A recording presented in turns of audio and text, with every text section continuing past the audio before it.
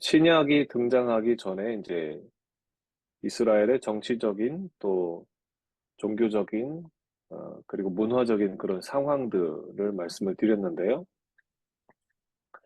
그런 상황에서 말라기에서 이제 하나님께서 이런 말씀을 주셔서 신약을 준비하셨다 그랬습니다. 그러니까 복음이 전파될 것이고 이방의 복음이 전파될 것이고 그리고 내 사자와 언약의 사자 세례 요한과 예수님을 이제 보내실 것을 어, 말씀을 하셨다 그랬습니다. 자, 구약과 신약을 그래서 이제 연결하는 말씀이 이제 엘리야를 보내고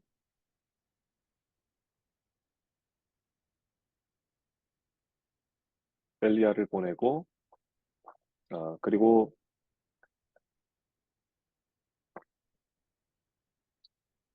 세례 요한을 그죠? 엘리야가 바로 세례 요한이죠. 세례 요한을 그렇게 보낸다고 하는 말씀입니다.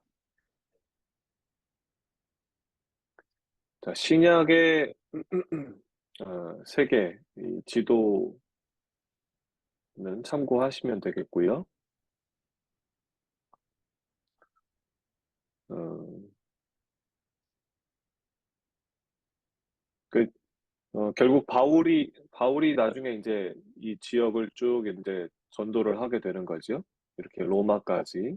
어, 그래서 여기 보시면, 어, 여러분 뭐, 예루살렘, 알렉산드리아가 여기 있고, 아래쪽에요. 그다음에 예루살렘, 가이사랴, 다메섹, 그리고 아람, 여기가 수리아, 어,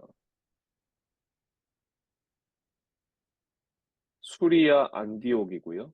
여기. 그다음에 길리기아, 다소, 바울의 고향이죠.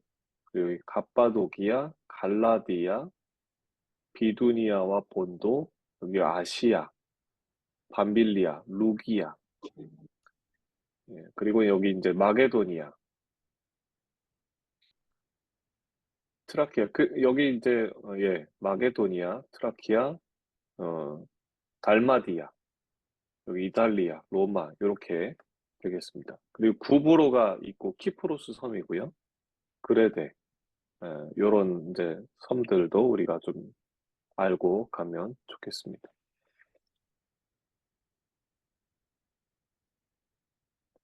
어, 예수님이 이제 어떻게 오시는가, 그리고 오시고 가시고 또 성령이 오시고 이 삼위와 구속사의 전개에 대해서 이제 표는 교재에 나와 있는 표 참고하시면 되겠고요.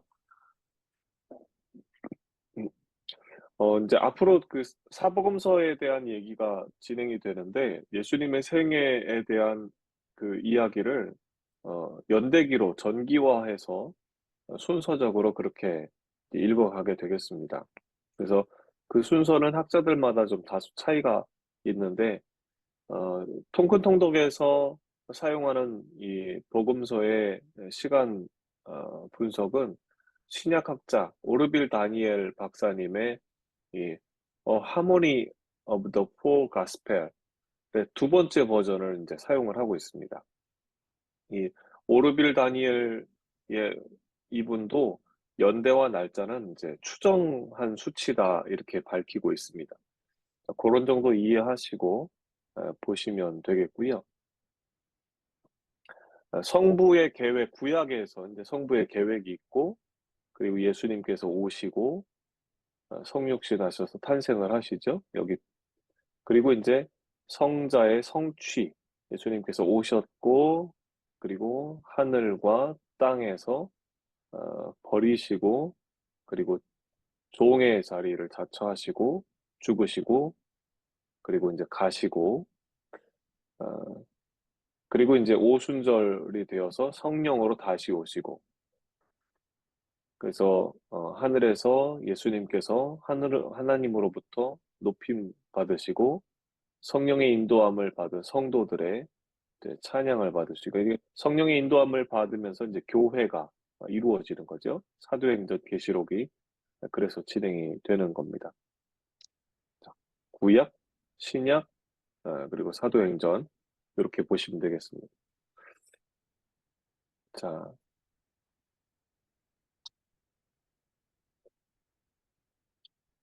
성경 각 권의 주제 한눈에 보기에서 우리가 좀 뭐 내용을 다 보기보다도요, 간단하게 보실 것 같은 내용은 뭐냐면 이제 여기 기독론, 구원론, 교회론, 종말론이 이렇게 등장을 한다는 것을 좀 기억을 하시면 좋을 것 같습니다. 어, 구약에서는 그 창세기에서 신론을 배웁니다. 신론. 하나님, 창조주 하나님에 대한 하나님론, 신론. 그리고 타락한 인간, 인간론. 인간은 창조된 인간, 그리고 타락한 인간, 그리고 이제 뭐 은혜 안에 있는 인간 이렇게 세 부류로 나눌 수 있을 텐데요. 그걸 다 인간론이라고 할 수 있는데 구약에서는 이제 타락한 인간, 창조 원형으로서의 인간, 타락한 인간 이런 걸 배우고요. 그리고 신약에 와서는 이제 그리스도론, 기독론이죠. 그리스도론이 이제 이런 서신들에 해당된다고 보면 되겠고, 그다음에 구원론이 이런 서신들에 해당된다고. 로마서, 갈라디아서 구원론을 이제 잘 보여주는 책이죠. 그리고 이제 교회론을 여기서 또 함께 이렇게 보여주고 있습니다. 그다음에 종말론, 데살로니가 전후서, 베드로 전후서, 유다서, 요한계시록, 종말론 이렇게 함께 보여주고 있습니다. 자, 그렇게 그 정도 어, 보시고 넘어가겠습니다.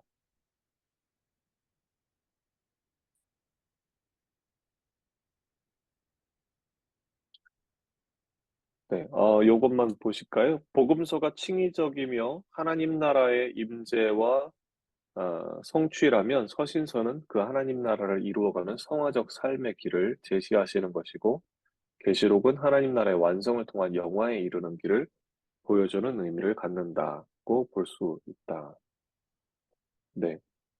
어, 복음서는 이제 칭의, 그다음에 서신서는 어, 성화, 계시록은 영화, 예, 그렇게 보실 수 있다는 겁니다. 네, 다시 한번 정리를 해주네요.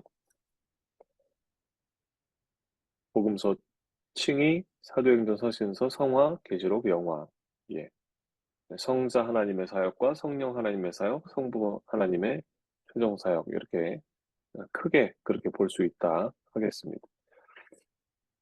자, 사복음서를 이제 대조하고 있는데요. 어, 마태는 유대인을 염두에 두고 기록을 했습니다. 그래서 어, 예수님의 예수님을 표현할 때 이제 족보가 그래서 있고요. 족보가 아주 중요하죠. 유대인들에게는.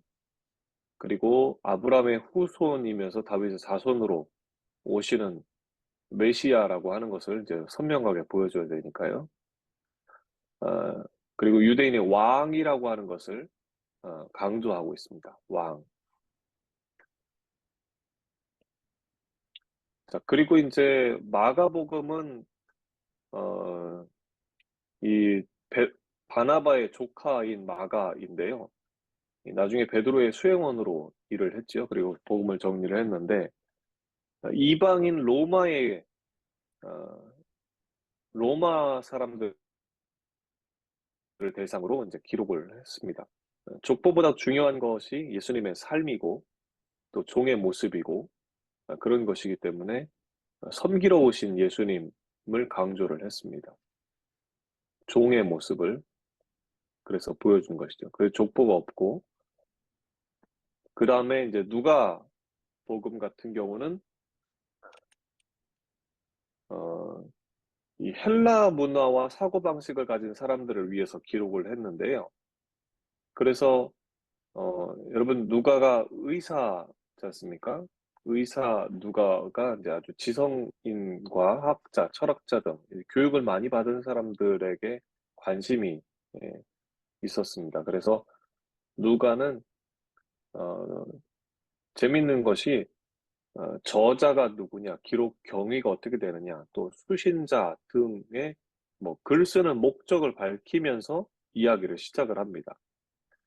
또 증인을 내세우는 것도 나오고 그 자세하게 조사해서 어, 이제 썼다고 하는 그런 흔적을 또 보여주고 있습니다.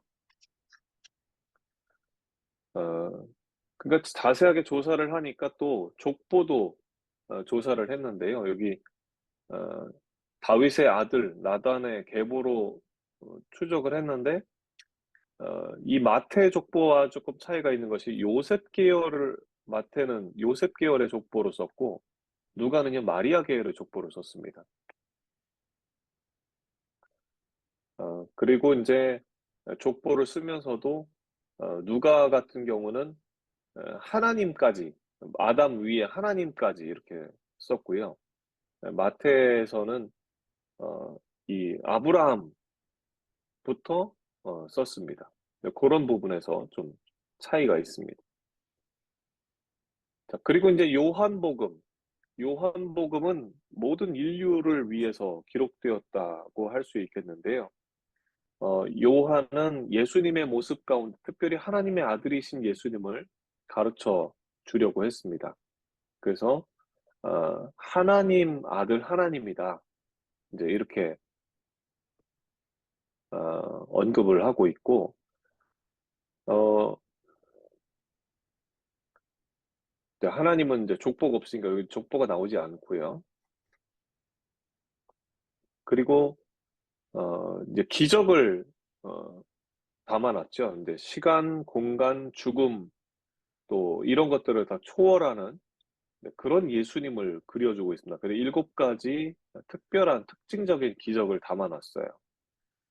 요한은 그렇게 정리를 했습니다.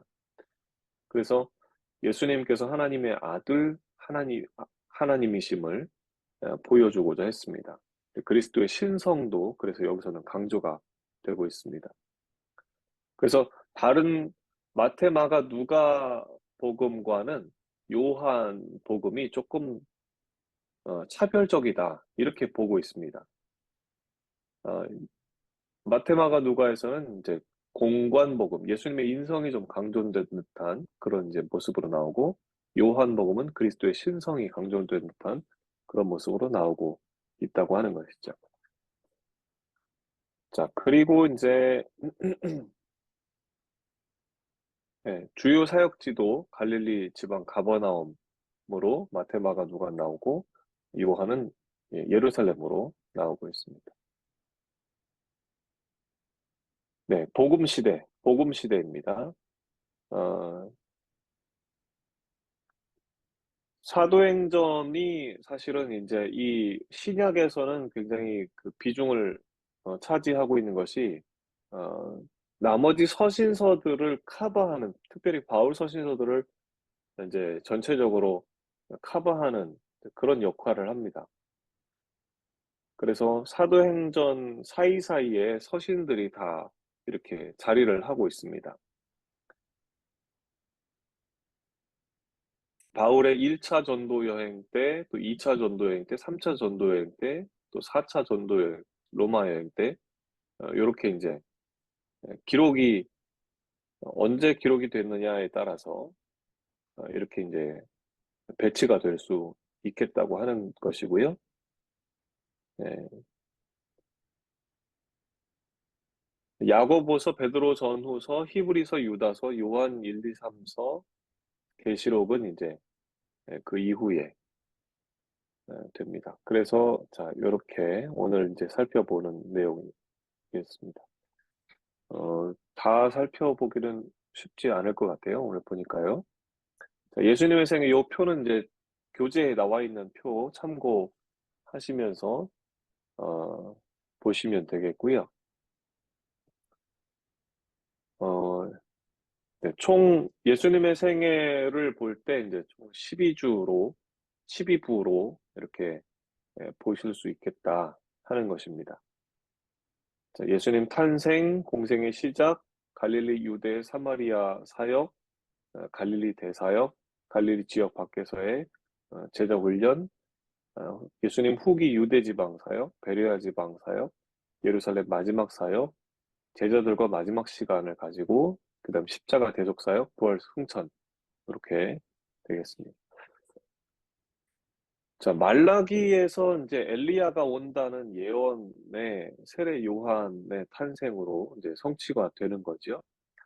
어, 이 세례 요한 탄생 예고 6개월 후에 이제 가브리엘 천사가 마리아에게 메시아 탄생을 예고합니다.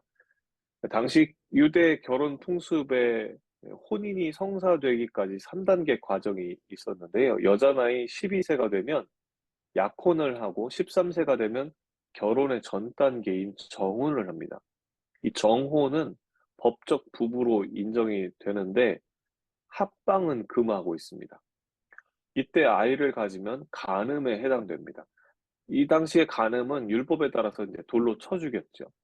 그래 13세의 마리아에게 이 수태고지는 그러니까 축복의 알림이 아니라 사형 선고 같은 그런 것이었습니다. 그런데 이 마리아가 주의 계집종이오니 주의 뜻대로 이루어지이다 하고 하면서 순종하게 되죠. 참 어려운 상황에서 순종을 하게 되는 것입니다. 그렇게 하면서 이제 어, 수태고지가 이루어지고 동방박사가 이제 별 따라와서 왕의 탄생을 알리면서 예루살렘은 이제 발칵 뒤집어지죠.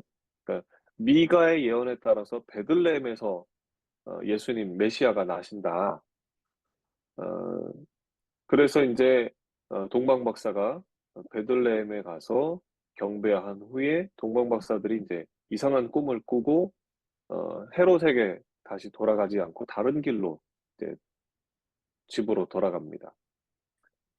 헤롯은 2살 밑으로 이제 아이를 학살하는 그런 명령을 내리죠. 어, 그리고 이제 아버지 요셉이 꿈을 꾸고 애굽으로 피신을 합니다. 자, 그리고 이제 마태복음 2장 23절에 나사렛이란 동네에 와서 사니 이는 선지자로 하신 말씀에 나사렛 사람이라 칭하리라 하심을 이루려 함이러라. 그래서 이제 어린 시절에 나사렛에서 자랐다는 이제 그런 언급이 나옵니다. 키가 자라고 어, 지혜가 자라고 사람들에게 사랑받았다. 그렇게 나오죠. 그리고 그래서 신체적, 정신적, 사회적으로 이제 건강하게 자랐다는 뜻인데, 그리고 누가복음 2장 44절에 예수께서 이제 12살 때 성전을 방문을 하게 됩니다. 그리고 이제 12살에 이제 성전에 와서 성인식을 하게 되죠. 그리고 이제 거기서 이야기 하나가 소개되죠. 예수를 잃어버렸다가 찾는 그런 이야기. 그 당시에, 는, 어, 그 엄마가 먼저 가고 아빠가 나중에 따라가면서 길 어디쯤 만나서 이렇게 갑니다. 그래서 아빠는 엄마를 예수가 따라갔다고 생각을 했고 엄마는 아빠랑 같이 오는 줄 알았는지 요셉과 마리아가 이렇게 만나보니까 예수가 없는 거예요. 그래서 예수를 여기저기 찾아다니다가 혹시나 해서 성전에 들어갔는데 랍비들과 논쟁하고 있는 예수를 발견을 하게 되죠. 그래서 얼마나 우리가 찾았는 줄 아느냐. 그러니까 예수님의 대답이 내가 내 아버지 집에 있어야 할 줄을 모르셨습니까? 이렇게 대답을 하시죠.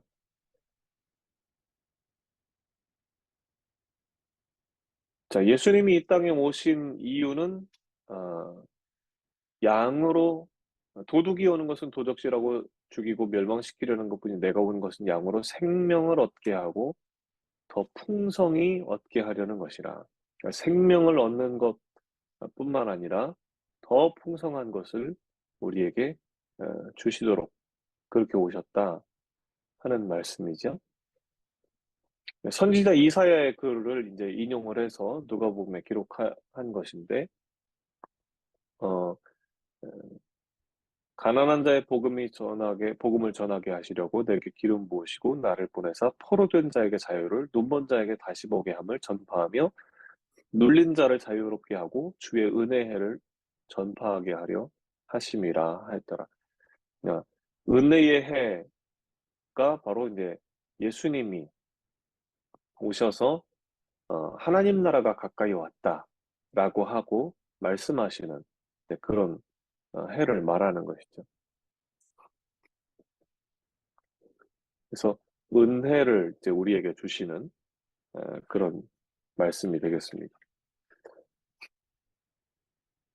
자, 마리아가 그래서 이제 그 아까 수태고지 이후에 하나님께 찬양을 드리죠. 찬양을 드릴 때 어, 누가복음에 이런 말씀으로 나옵니다. 그의 팔로 힘을 보이사 마음이 생각이 교만한 자들을 흩으셨고 교만을 타파하시고 하신 것이죠. 그리고 권세 있는 자를 그 위에서 내리치셨으니 비천한 자를 높이셨고 정치 사회적인 개혁을 노래하고 있습니다. 그리고 줄이는 자를 좋은 것으로 배불리셨으며 부자는 빈손으로 보내셨도다. 역시 예, 경제적으로도 개혁을 하시는 내용입니다. 그래서 이제 어, 이 마리아의 찬가에서 어, 지금 예수님이 그렇게 오시면서 이루어질 이제 어떤 사역에 대한 그런 비전, 미션을 그렇게 선언하고 있습니다. 자, 예수님의 세례가 등장을 하는데요. 세례 요한은 예수님의 길 닦는 자, 광야에서 회개를 촉구하는 구약의 마지막 선지자로서 구약과 예수 그리스도를 잇는 다리 역할을 하는 존재입니다. 그래서 회개하라, 천국에 가까이 왔느니라 이렇게 외치는 사역을 했는데 그것은 하나님 나라 백성이 되는 자격 요건을 말합니다. 예수님은 하나님 나라를 이 땅에 선포하시고 성취하시는 그 사역을 하시죠. 예수님은 공생애의 사역을 시작하시기 전에 세례 요한이 사역 중인 광야로 나아가셔서 먼저 세례 의식을 통한 하나님 나라의 왕으로서의 대관식을 치르시고 40일 금식 후에 시험을 받고 제자를 부르십니다. 그래서 이는 내 사랑하는 아들이요 내 기뻐하는 자라 이런 메시지가 이제 하늘에서 들리죠. 이 메시지는 고대 대관식에서 왕이 후계자를 정할 때 백성 앞에서 선언하는 메시지입니다. 곧 예수는 이제 왕이 된 것이죠. 네. 그리고 세례 요한이 외친 회개는 메타노이아, 곧 하나님 나라에 합당한 가치관으로 변화하기 위해서 이제 외친 회개입니다. 그 변화를 촉구하는 회개죠. 그리고 세례를 통해서 하나님이 아브라함을 처음 부르실 때 하나님 나라 회복의 기대와 꿈을 언약으로 그 언약을 맺을 때 가나안에 처음 입성시킬 때 그때로 회복되자는 뜻입니다. 결국 이스라엘 역사가 죄의 관성으로 내달리기를 1000년이 넘은 시점에서 다시 회복되어야 한다는 뜻으로 또 세례를 베푸신 것이죠.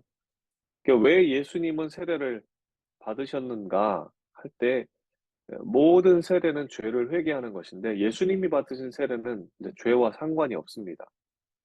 예수님은 죄가 없으시니까요. 마태복음 3장 15절에 이렇게 말씀을 하고 있죠. 이와 같이 하여 모든 의를 이루는 것이 합당하니라. 곧 하나님 나라를 이루기 위함이라고 하겠습니다. 그러니까 세례는 하나님 나라의 백성이 되기 위한 첫 번째 절차입니다. 하나님 나라를 이루기 위한 예수님의 세례가 끝나자 장엄한 대관식이 이루어지고 하늘이 열렸다고 했습니다. 열린 하늘로 하나님 나라가 임했다 하는 것이죠. 자, 그리고 예수님의 시험인데요.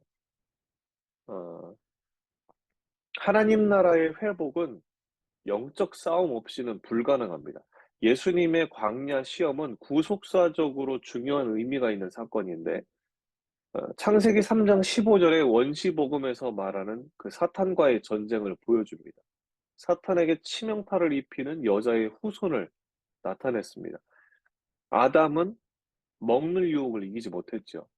이스라엘도 광야에서 만나에 의지했습니다.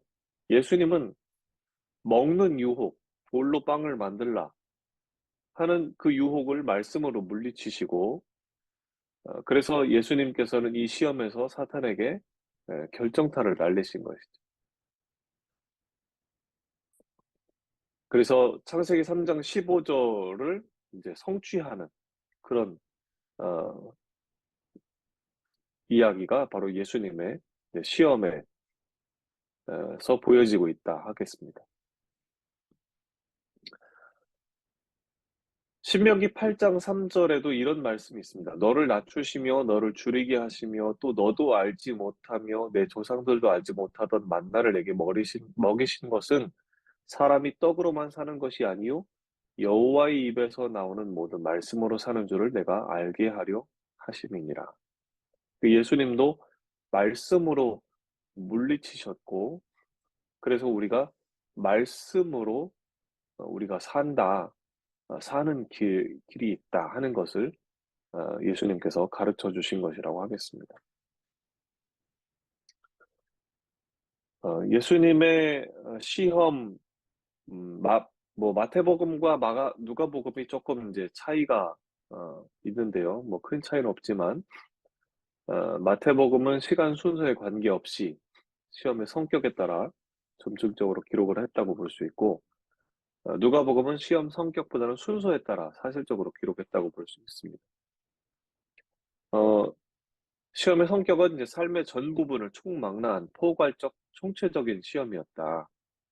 육, 영, 온, 오혼을 총체적으로 시험하는 그런 것이었다고 하는 것이고, 시험의 결과는 첫 아담이 에덴에서 실패한 시험을 둘째 아담 대신 예수님께서 말씀으로 분쇄하심으로 온 인류에 대한 구속의 전거를 마련하셨다 하는 것이고, 예수께서 사탄의 시험을 이김으로 그 안에 있는 신자들로 하여금 사탄의 시험을 이기고 승리하는 삶을 살 수 있는 장을 여셨습니다. 자, 그래서 이르실 때 때가 찼고 하나님 나라가 가까이 왔으니 회개하고 복음을 믿으라. 하나님 나라가 이제 선포되는 것이죠. 자, 그리고 이제 사부 갈릴리 에서 어, 뭐 유대, 사마리아 사역까지 나오는데 갈릴리에서 먼저 보면 물로 포도주를 만드는 첫 기적을 일으킵니다. 그 후에 이제 첫 유월절을 지키기 위해서 예루살렘을 방문을 해서 8개월을 사역을 하는데, 니고데모가 그 방문해서 이제 거듭남의 교훈을 가르치시고, 또 세례 요한이 헤롯의 악행을 지적하자 체포되고 예수님은 이제 갈릴리로 다시 오시게 되는데요. 오는 도중에 사마리아 여인을 또 만나게 되죠. 자, 물이 포도주가 되는 이 변화에 대해서 성경은 뭘 보여주냐면 형식적 물리적인 변화가 아니라 본질적 화학적인 변화를 보여줍니다. 율법주의적 가치관에서 하나님 나라 가치관과 질서로 바뀌어야 한다는 메시지를 담고 있는 그런 그런 기적이라고 봐야 되겠습니다. 그러니까 잔치에 포도주가 모자란다 하는 것은 자기 중심성 때문에 스스로 하나님이 되어 자기가 자기 주인이 되어서 인위의 삶을 살기로 한 인간은 에덴의 풍요로움으로부터 이탈되고 결핍되고 즉 모자람의 삶을 살아갈 수밖에 없는 처지가 된 것이다 하는 것입니다. 예수님이 계신다는 것은 모든 모자람의 문제를 해결해 주시는 분이 예수님이시라는 것이죠. 그래서 신위로 돌아가야 한다는 겁니다. 하인이 물 항아리를 아귀까지 채우려는 예수님 명령에 순종하는 모습은 기적, 그 기적은 하나님의 능력과 인간의 순종이 멋지게 이루는 합작품이라는 사실을 말해줍니다. 그러니까 순종은 인의를 버리고 신의를 택하는 결단입니다. 이 순종 위에 신의가 이루어짐으로 하나님 나라가 완성되는 것이죠.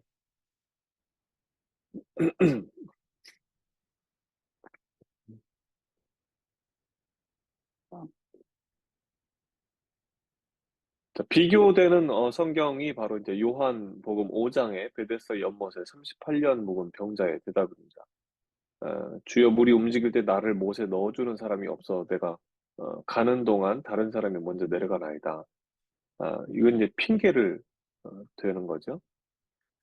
어, 그런 부분에서 이제 요한 복음의 이 사역은 핑계대지 아니하고 그대로 순종함으로 나타나는 그런 기적이라고 하겠습니다. 자, 우리는 본질에 충실한가 하는 질문을 한번 해보면 좋을 것 같습니다. 자, 요한복음에 7가지 기적이 나오는데요. 어, 자, 이거는 참 재밌습니다. 어, 어, 이 물을 포도주로 바꾼 기적은 어, 사물의 질을 초월한 기적입니다.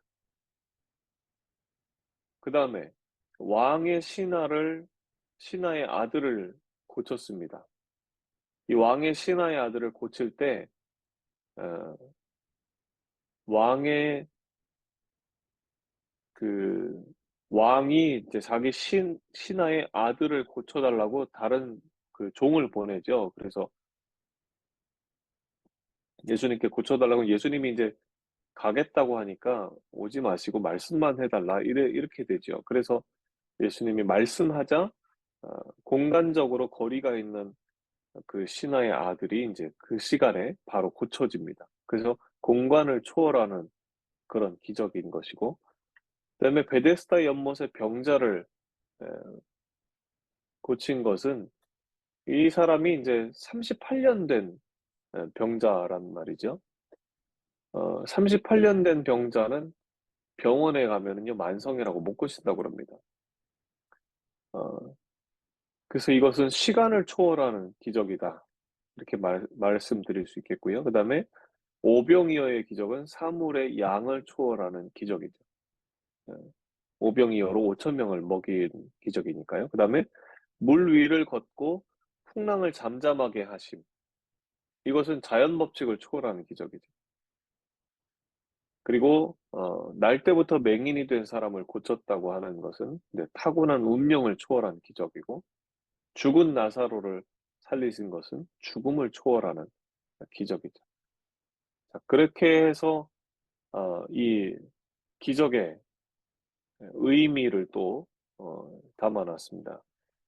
어, 첫 번째는 이제 근심이 기쁨으로 변화하는 것이고, 두 번째는 병든 자가 건강하게 바뀌는 것, 또 세 번째 무능한 자가 왕성한 자로 바뀌는 것, 굶주림이 배부름으로 바뀌는 것, 다섯 번째로 근심이 평화로 바뀌고, 여섯 번째로 어둠이 빛으로 바뀌고, 일곱 번째로 죽음이 생명으로 바뀌는 이제 그런 기적, 7가지의 기적을 특징만, 특징적인 것만 모아서 요한이 기록을 해 놓았습니다.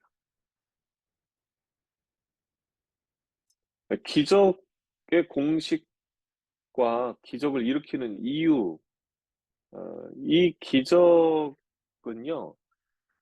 환상이나 지어낸 이야기가 아니고, 실제로 일어난 일이기 때문에, 그대로 기록을 했습니다. 그대로. 그리고 이제 그 기적 속에 하나님이 전하시고자 하는 중요한 메시지가 있기 때문에 에, 기적을 이제 그렇게 기록을 한 것이죠. 또 예수님이 그렇게 기적을 일으키신 까닭이라고 하겠습니다. 에, 초자연적인 능력을 가진 하나님이 존재하신다는 것을 이제 보여주는 거죠. 그러므로 하나님은 그런 하나님 앞에서 그들의 한계성을 깨달으며 또한 그런 하나님을 의지하여 그들의 한계를 뛰어넘어서 도전하게 하십니다. 그리고 이제 기적은 자연의 법칙을 깨고 이루어지는 것인데, 그 법칙을 만드신 이도 하나님이시잖아요. 하나님은 스스로 만드신 법칙을 깨면서까지 인간을 사랑하신다는 것을 보여주는 거죠. 그다음에 하나님이 일하시는 방법을 보여주기 위해서 이 기적을 주시는 거죠.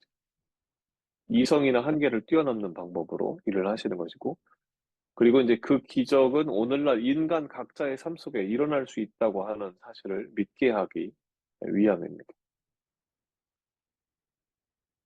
자, 요한복음의 7가지 나는 뭐뭐이다. 이 나는 뭐뭐이다가 헬라어로는 에고 에이미 이렇게 되는데요. 어, 예수님이 말씀하시는 어떤 말 습관이 있다는 거예요. 나는 뭐뭐이다. 요한이 볼 때 그렇다는 겁니다. 나는 생명의 떡이다. 또 나는 세상의 빛이다. 나는 양의 문이다. 나는 선한 목자다. 나는 부활이요 생명이다. 어, 내가 곧 길이요 진리요 생명이다. 내가 참 포도나무다. 이런 말씀을 하셨다는 거죠. 예수님의 자기 선포입니다. 그 예수님의 말에 그런 말들이 이제 묻어 난다고 하는 것이죠. 그래서 예수님은 자기 자신을 계속 이렇게 이제 소개를 하는 그런 어, 특성을 가지신 것을 요한이 잘 캐치해서 정리를 해놨습니다.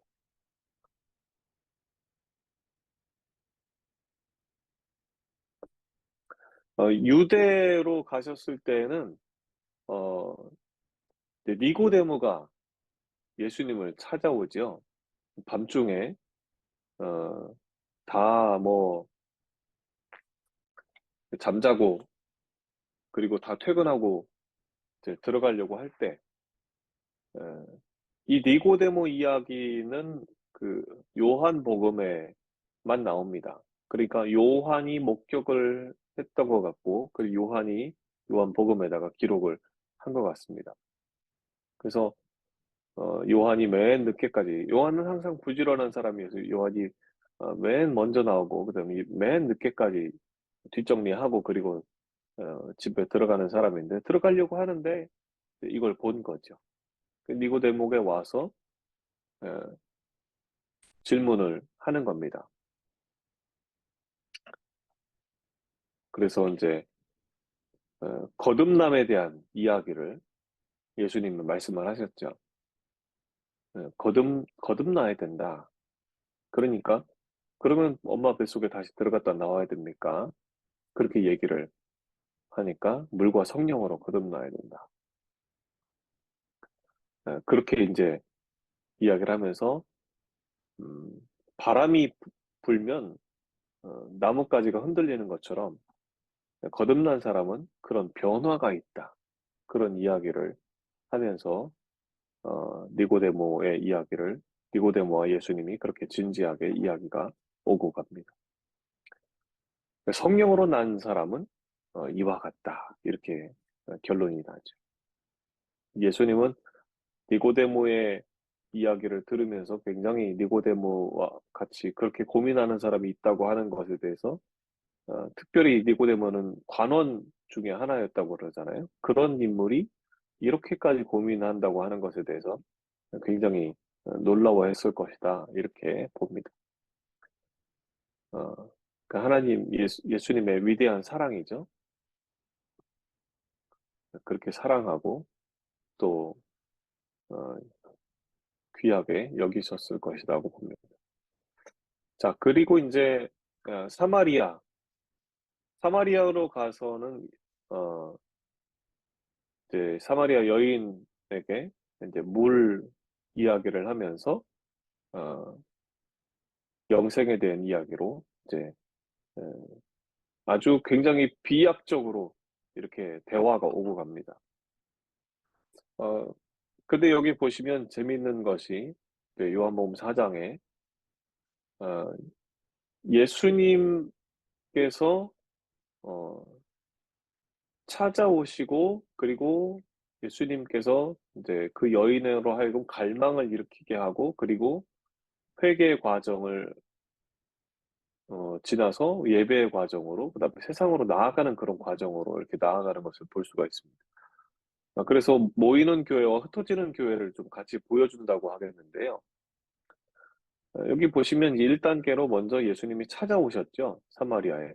당시에 모든 장벽을 깨뜨리시고 예수님은 찾아오십니다. 유대인은 사마리아를 만날 수 없는데 상종할 수 없고 그런데 찾아오셔서 어 만납니다. 성육신 하시는 예수님을 보여주죠. 그리고 2단계로는 갈망을 일으키십니다. 제6시 정오에 물길로 오는 여인을 만나서 사마리아 여인으로 하여금 예수님이 도우실 수 있다는 사실과 문제를 해결할 수 있음을 깨닫게 해 줍니다. 그리고 3단계에서는 문제를 주님 앞에 고백적으로 내려놓기를 이제 예수님이 원하시면서 회개하도록 회개에 들어오도록 하시죠. 그래서 "내 남편을 불러오라." "저는 남편이 없습니다. 남편이 여섯 있지만 첫 남편이 아닙니다." 이렇게 인제 고백을 하게 만들죠. 그리고 인제 네 번째는 예배의 과정인데 문제 해결을 받고 감격과 감사를 주님께 올려드리는 것이 예배의 본질이라고 하는 것이죠. 그래서 이 사마리아 여인으로 하여금 신령과 진리로 드리는 예배가 무엇인지에 대해서 이제 깨닫도록 그렇게 말씀을 하십니다. 그리고 인제 세상으로 나아가는 과정이 나오는데 물동이를 버리고 마을로 가는 이 여인인 거예요. 그러니까 세상으로 나아가서 그리스도의 향기를 뿜어내는 신앙을 가져야 한다고 하는 것을 우리에게 보여주고 있습니다. 그래서 모이는 교회와 흩어지는 교회를 같이 잘 보여주고 있다. 그렇게 말씀드릴 수 있겠습니다. 우리 기도하고 마치겠습니다.